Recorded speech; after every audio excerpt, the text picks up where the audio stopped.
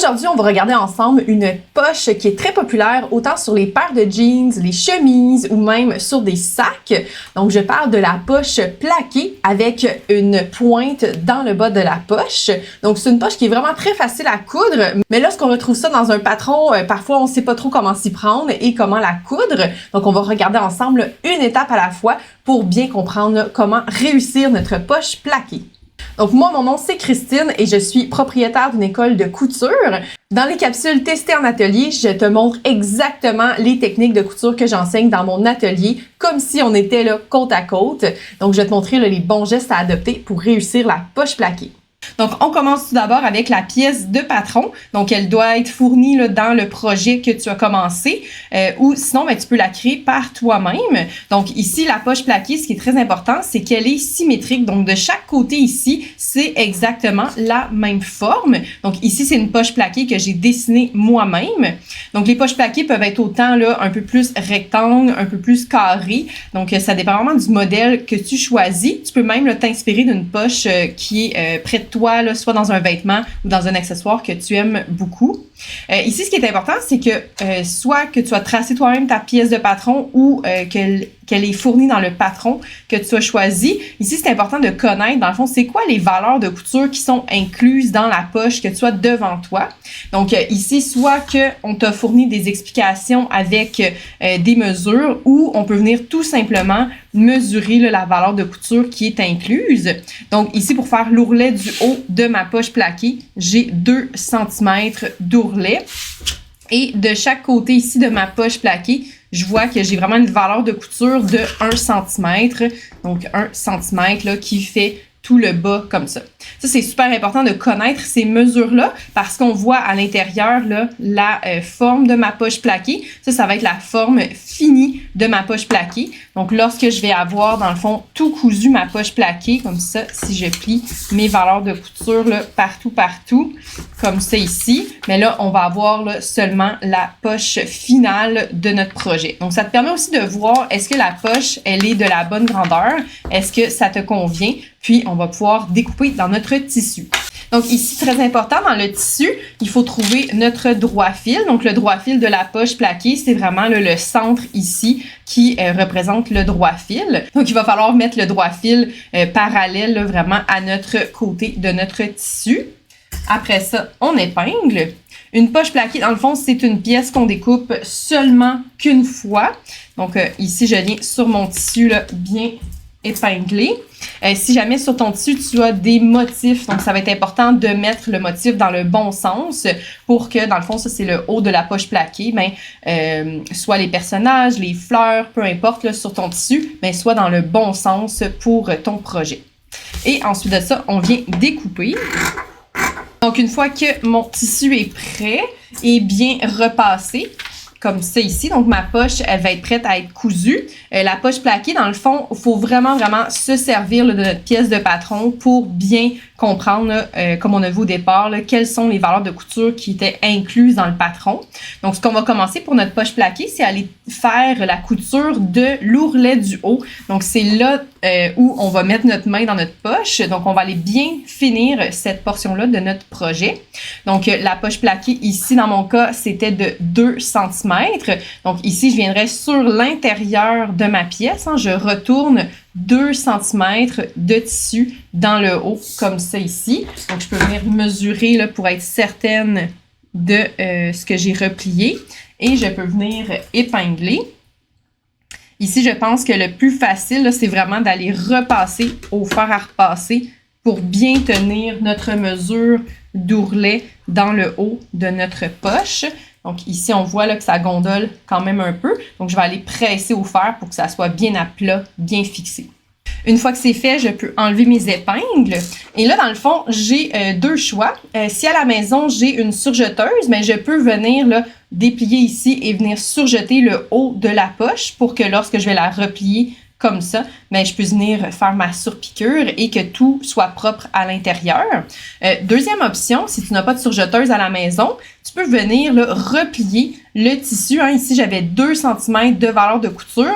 Je peux venir replier 1 cm sur l'intérieur et ensuite de ça, un nouveau centimètre. Donc, ma valeur de couture de 2 cm, ben, je l'ai utilisée pour pouvoir là, avoir vraiment une finition bien propre dans le haut de ma poche. Donc, encore une fois, ici, je vais venir épingler et repasser avant d'aller à la machine à coudre. Donc, vraiment, je viens replier de 1 sur 1, ce qui me permet d'avoir une belle finition là, dans le haut de la poche. Comme ça, donc moi, j'ai choisi de faire là, le double pli de 1 cm comme ça dans le haut. Donc, on voit qu'ici, là, j'ai vraiment replié de 1 en premier et ensuite de 1 à nouveau. Donc là, ce que je vais aller faire, c'est que je vais aller fixer vraiment l'ourlet là, dans le haut de ma poche pour que de l'extérieur, ben, tout soit propre et bien fini comme ça. Donc, je vais aller faire là, une surpiqûre dans le haut ici là, de la poche. Donc ici, le plus important pour faire ma surpiqûre, c'est de venir vraiment enfermer là, le haut de notre ourlet. Donc dans mon cas, vu que j'ai tourné 2 fois, il faut vraiment que je vienne bien enfermer ce que je viens de plier. Pour ceux qui ont fait à la surjeteuse, ben ça va être vraiment de venir là, se donner un repère. Habituellement, c'est mentionné dans le patron d'aller coudre une surpiqûre là, à telle distance du haut de notre poche. Ici, vu qu'on a retourné 2 fois, je vais vraiment me donner un guide selon là, ce que j'ai replié ici. Donc, un guide dans mon pied de machine à coudre. Je vais même tasser un peu mon aiguille pour vraiment aller précisément là, dans le haut de ma poche. Donc, je vais faire mon point d'arrêt et venir le coudre tout le long. Ici, vu que c'est ma finition dans le haut de la poche, bien, c'est super important d'être très précis et bien droit. Donc, on prend notre temps pour avoir un beau résultat.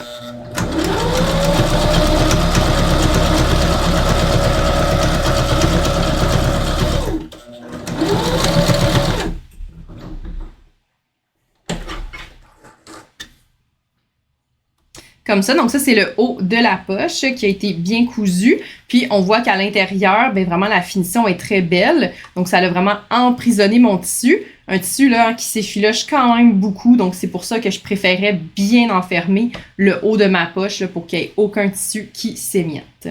Prochaine étape pour ma poche, le haut de la poche est tout bien terminé comme ça. Il faut maintenant aller s'occuper là, des côtés et du fond de la poche. Ici, ce qui est très important, c'est qu'on va faire la préparation de la poche au fer à repasser. Donc, on va venir ici replier là, de notre 1 cm. Lorsque je replie au fer à repasser, je fais toujours les côtés en premier de la poche et ensuite de ça, la pointe comme ça ici. Ça l'aide vraiment à aller chercher une belle pointe là, de chaque côté. Puis, il faut vraiment que dans ma tête, là, je vois bien ma valeur de couture hein, qui était de 1 cm vraiment partout, tout le tour de ma pièce. Donc, à chaque fois, c'est la mesure là, que j'ai besoin dans mon tissu pour aller chercher vraiment ma belle pointe dans le bas. Donc, on va pas coudre ce qu'on va placer au fer à repasser parce que, dans le fond, la couture là, qui va être tout le tour de la poche, bien, va se faire alors qu'on a mis la poche sur notre vêtement, sur notre projet, sur notre sac. Donc, ici, c'est seulement de la préparation. Donc, on a besoin d'un tissu là, qui va quand même bien réagir au fer à repasser parce que c'est lui, hein, le fer, qui va permettre de bien donner la forme à notre poche. Donc ici, ma poche, elle est bien repassée. J'ai vraiment pris le temps là, d'aller repasser de chaque côté. Ici, on voit que ma pointe, elle est vraiment belle et bien droite, comme ça, donc bien pointue. C'est vraiment le fait là, d'aller repasser là, un premier côté à la fois. Donc, on voit que j'ai replié mon 1 cm tout du long. Ça fait une poche qu'on dirait qu'elle est décentrée, mais c'est correct pour l'instant. Et par la suite, ici, de mon dernier côté, comme ça, bien, je viens là, chercher mon 1 cm et je replie. C'est ce qui me permet ensuite d'avoir là, ma belle pointe. Donc, on ne coupe pas. Hein. Ici, il faut vraiment garder tout le tissu pour être certaine que lorsqu'on va aller coudre de l'autre côté, ben on n'a pas des miettes de tissu qui s'échapperaient de notre poche. Donc, c'est vraiment important de garder tout le tissu et d'aller chercher vraiment notre belle forme de poche comme ça. Donc, ici, là, ce qui me reste à faire maintenant, c'est à retrouver le repère dans mon projet. Donc, dans un projet, un sac, une chemise, un pantalon, mais vraiment, on va avoir des poinçons. Donc, ça, c'est 2 petits points qui sont dans notre vêtement qui vont nous dire là où aller déposer notre poche, l'épingler et où aller la coudre tout le tour. Donc ici, je suis venue tracer là, les repères pour ma poche dans mon vêtement. Donc dans notre pièce de patron, on est supposé soit avoir des petits points, des X, des croix pour nous dire là où il faut mettre la poche. Donc ce qu'il faut comprendre, c'est que notre pièce de patron, là, on va bien voir ici qu'est-ce qui se passe, c'est que les marques dans notre vêtement, c'est vraiment la poche finie. Donc ici, j'ai replié mon ourlet dans le haut de ma poche et je viens me mettre exactement à mes marques sur mon vêtement, à mes 2 poinçons, avec, dans le fond, ma poche qui est complètement cousue. Donc, ça va vraiment représenter, là une fois que mes valeurs de couture ont été repliées vers l'intérieur. Donc, c'est pour ça que le coin ici, là, c'est vraiment le coin fini que je viens déposer sur le repère dans le vêtement. Donc, par exemple, ici, sur ma chemise, par exemple, ben, j'ai vraiment ma poche qui a été toute bien repliée. Et on va venir là, la déposer en mettant là, vraiment centré sur, dans le fond, entre les 2 marques ici. C'est possible, là, comme ici, je vois que mon tissu, avec l'épaisseur, puis ça, j'ai perdu quelques miettes de tissu, mais au moins, ça me permet là, de venir quand même me déposer à la bonne hauteur et être avec la bonne orientation de ma poche. Donc, dans le haut ici, c'est super important que la poche soit bien horizontale, comme ça. Donc, je peux venir épingler tout de suite de l'autre côté, comme ça. Donc, ici, pour les poches, là, vraiment, l'astuce, c'est de bien prendre son temps pour tout épingler, là, pour que ça tienne bien en place. Comme ça, rendu à la machine à coudre, ben, on n'a pas vraiment de questions à se poser. C'est déjà là, bien placé. Donc, ici, on continue, là, dans le fond, d'épingler notre poche. Je vais épingler le fond, les côtés, comme ça, partout, pour que tout tienne bien en place. Donc ici, j'ai vraiment là tous les côtés qui sont bien attachés. Donc la poche plaquée, on ne va pas coudre dans le haut de la poche parce qu'on veut être capable de mettre quelque chose dans la poche. Donc on va venir coudre près du bord ici. Selon le modèle qu'on désire, on peut faire des doubles surpiqûres. Moi ici, je vais préférer faire juste une petite piqûre près du bord pour bien enfermer les tissus. Donc habituellement, c'est vraiment une surpiqûre qu'on veut faire, donc en étant à quelques millimètres du bord de notre tissu. Le plus important, là, ça va être de se trouver un repère clair à notre machine à coudre pour être capable de le suivre tout le long qu'on fait notre couture. Donc, à la machine à coudre, on fait attention là, d'avoir seulement une épaisseur de notre tissu, de notre vêtement pour venir là, attacher notre poche. Donc, ici, on voit que j'ai la poche bien à plat. Je peux même là, pousser sur ma molette de pied pour vraiment relever et venir le déposer. C'est sûr qu'ici, au début de ma poche, j'ai vraiment l'ourlet, donc j'ai beaucoup d'épaisseur de tissu. Donc, je pourrais commencer là, un petit peu plus loin pour que mon pied ici soit bien assis sur l'ourlet du haut pour pas que ça fasse du surplace. Donc, ici, je vais venir faire là, différents tests avec ma machine, voir est-ce que en descendant l'aiguille, est-ce que je suis satisfaite là, de là où ça va coudre? Je peux venir m'ajuster un peu. Moi, ce que j'aime bien, là, c'est me fier ici à l'intérieur du pied de ma machine à coudre, mais selon ta machine, tu peux avoir un repère différent. Donc, je pense que comme ça, là, ça va être satisfaisant. Ça va être vraiment là, à quelques millimètres du bord. Et là, je retire mon épingle. Donc, je prends toujours le temps de bien placer mon pied et de descendre mon aiguille. Et là, je vais commencer en reculant pour aller faire mon point d'arrêt. Donc, on peut entendre ici à ma machine, c'est quand même un petit peu plus épais. C'était la partie là qui était vraiment dans le haut de la poche, donc un petit peu plus d'épaisseur. Et là, je vais suivre mon guide tout le long de ma poche pour aller bien coudre et pour me rendre là, au coin qui est ici là, dans le bas avec mon épingle. Je vais devoir tourner mon coin, mais sans me rendre exactement jusqu'au bout. Il va falloir laisser un petit espace pour être bien égal là, partout.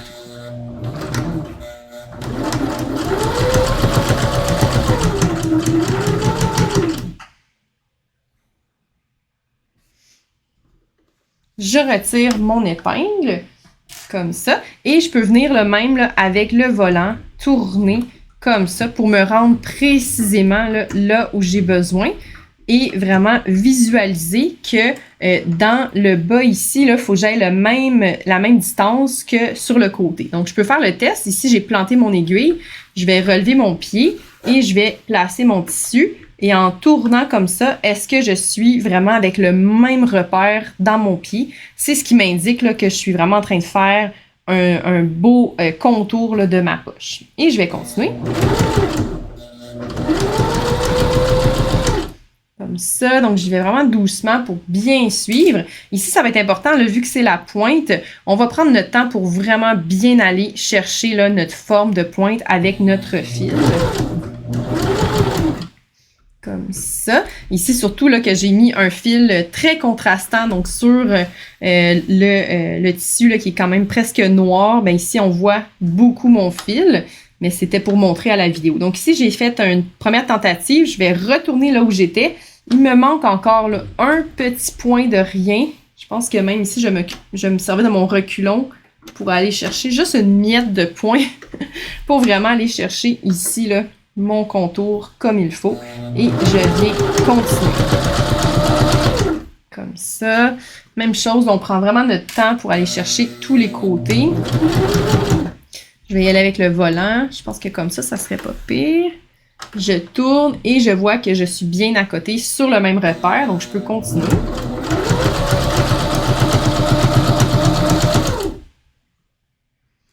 Comme ça. Et là, c'est la fin, donc ça va être avec beaucoup d'épaisseur, donc on va faire attention.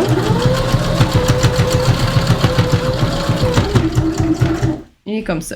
Donc, je prends vraiment la peine d'aller vraiment jusque dans le haut de la poche pour m'assurer là, que tout soit bien enfermé. Comme ça, là, donc dans le haut de la poche, je suis allée vraiment jusqu'en haut, comme ça. Et on voit là que vraiment la belle pointe, là, je suis allée faire ma surpiqûre pour qu'elle soit égale partout dans les coins. Comme ça. Donc ici, ma poche, ça fonctionne. J'ai encore le haut qui est disponible pour mettre mes choses. Donc, j'ai pu coudre ma belle poche plaquée. Donc ici, il ne me reste plus qu'à aller couper là, tous mes fils. Donc, pour que ça ne paraisse pas du tout. Puis, il ne faut pas oublier que de l'autre côté aussi, ben, j'ai des fils qui sont encore ici. Donc, surtout si c'est à l'intérieur d'une chemise, c'est plus joli de ne pas avoir de fil à l'intérieur. Donc, ici, je pourrais venir là, faire disparaître avec un petit linge là, la trace de la craie. Et j'ai vraiment là, ma belle poche qui est bien finie dans le haut ici et qui a été bien cousue là, tout le tour. Donc ici, si je veux venir faire un style avec 2 surpiqûres, ben, je pourrais venir me replacer à la machine et refaire la même chose là, pour ma surpiqûre. Je peux vérifier qu'ici, là, tout a été bien enfermé tout le tour. Et ben, c'est réussi pour ma belle poche plaquée. Tu as peut-être quelques questions là, concernant la poche plaquée. Premièrement, est-ce qu'il faut cranter la pointe avant de surpiquer? Comme on a vu avec le tissu là, qui était un tissu plus à pantalon propre, à chemise, vraiment ça se place super bien puis ça fait pas nécessairement d'épaisseur là, de surplus. Donc on peut vraiment juste aller bien repasser, mettre bien à plat et y aller là, avec le volant si jamais c'est un petit peu plus épais. Mais non, je cranterai pas la pointe de ma poche parce que, comme je disais, ça peut faire que le tissu va s'émietter et que, dans le fond, la pointe va s'ouvrir. Donc, ça fonctionnerait pas pour notre poche plaquée. Donc, vraiment, moi, je suggère de ne pas cranter là, pour la pointe. Tu pourrais te demander, dans le fond, où commencer la couture. Moi, je commence toujours à droite de la poche, dans le coin en haut. Je fais mon point d'arrêt et je longe tout simplement la poche. C'est possible qu'au niveau de l'ourlet dans le haut, si c'est une paire de jeans, par exemple, une poche pour mettre sur une paire de jeans, ben ça peut être très, très épais. Donc, ce que je vais faire, je vais partir de la pointe en bas et aller faire une section parce que lorsque je suis déjà accrochée dans le tissu, puis aller coudre, faire mon point d'arrêt sur l'ourlet, mais c'est beaucoup plus facile une fois que je suis déjà engagée dans ma poche. Puis par la suite, ben, je la ferai en une deuxième couture. Donc, je repartirai de la pointe dans le bas pour remonter vers le haut. Encore une fois bien accroché dans le tissu, c'est beaucoup plus facile d'aller faire notre point d'arrêt dans l'ourlet. Donc, ça serait ça ma technique. Si jamais vraiment tu essayes puis tu fais juste du surplace au début de ta poche, ben, il faut vraiment prendre un autre chemin pour être capable de réussir. Donc, je partirai de la pointe dans le bas pour faire là, en 2 coutures la surpiqûre de la poche.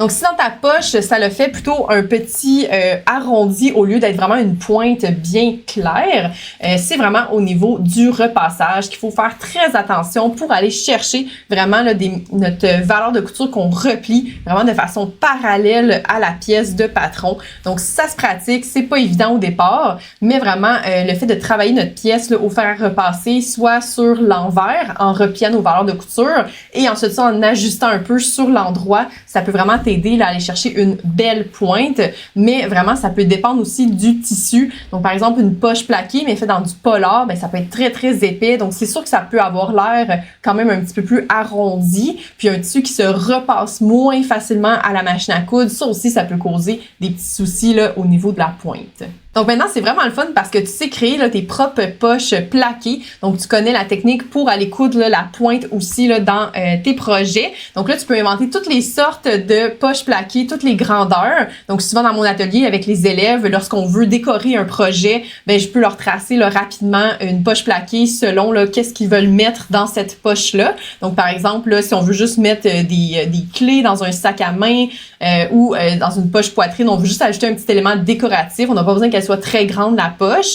Donc, on peut vraiment s'amuser là, à varier toutes les grandeurs. Le plus important, c'est vraiment de réfléchir à notre ourlet dans le haut et aussi d'ajouter nos valeurs de couture de chaque côté pour pas que la poche devienne vraiment très petite là, lorsqu'on la coud.